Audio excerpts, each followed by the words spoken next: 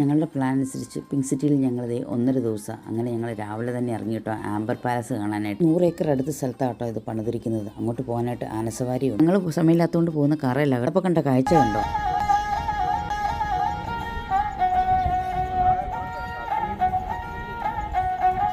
ഇവരുടെ പ്രത്യേക വസ്ത്രവും പാട്ടുമൊക്കെ കേട്ട് കുറേ നേരം അവിടെ നിന്ന് കേട്ടോ. മുന്നോട്ട് നടന്നപ്പോൾ ഇത് കണ്ടോ, പണ്ടുകാലത്ത് ഉപയോഗിച്ചുകൊണ്ടിരുന്ന കോട്ടാകട്ടോ. ഇത് പണിതത് വെള്ള സാൻഡ് സ്റ്റോണിലും പിന്നെ മാർബിളിലും കേട്ടോ. അവിടെ നിന്ന് കുറേ ഫോട്ടോസൊക്കെ എടുത്ത് മുന്നോട്ട് പോയി. പിന്നെ കണ്ടതേക്ക് ഒരു മിറർ പാലസ് എന്നായിരുന്നു പറയുന്നത്. ഇതിനകത്ത് നോക്കിയേക്ക് ലോകത്തിലുള്ള എല്ലാ മിറേഴ്സും കൊണ്ടാട്ടോ ഇവിടെ പണിത് വെച്ചിരിക്കുന്നത്. എൻ്റെ ചുറ്റും സ്വർണ്ണത്തിലാട്ടോ. ഇത് ശരിക്കും 24 ക്യാരറ്റ് ഗോൾഡ് കൊണ്ടാണ് പണിത് വെച്ചിരിക്കുന്നത്.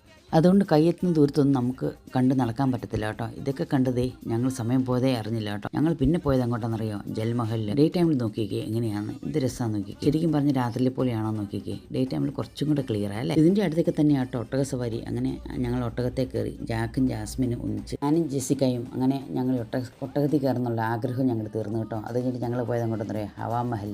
അവിടെ മുകളിൽ കയറി കഴിഞ്ഞപ്പം അവിടെ നിന്നുള്ള വ്യൂ നോക്കിക്കേ. ആ പിങ്ക് സിറ്റി മുഴുവൻ കാണാം കേട്ടോ. എന്ത് രസം നോക്കി കാണാനായിട്ട്. അങ്ങനെ ഞങ്ങൾ ശരിക്കും പറഞ്ഞാൽ അന്ന് രാവിലെ തൊട്ട് വൈകുന്നേരം വരെയുള്ള വെയിലെല്ലാം കൊണ്ട് മടുത്ത് കേട്ടോ. ശരിക്കും പറഞ്ഞാൽ ഞങ്ങൾ അത് കഴിഞ്ഞിട്ട് ഞങ്ങൾ പോയത് റെസ്റ്റോറൻറ്റിലോട്ട്. അവിടുത്തെ സ്പെഷ്യൽ മട്ടൻ നിഹാരി, മട്ടൻ കുറുമയും പിന്നെ കാശ്മീരി റൊട്ടിയൊക്കെ കഴിച്ച് ഞങ്ങൾ അന്ന് ശരിക്കും ടയേർഡ്. ഞങ്ങളെല്ലാവരും തിരിച്ച് ഹോട്ടലിലേക്ക്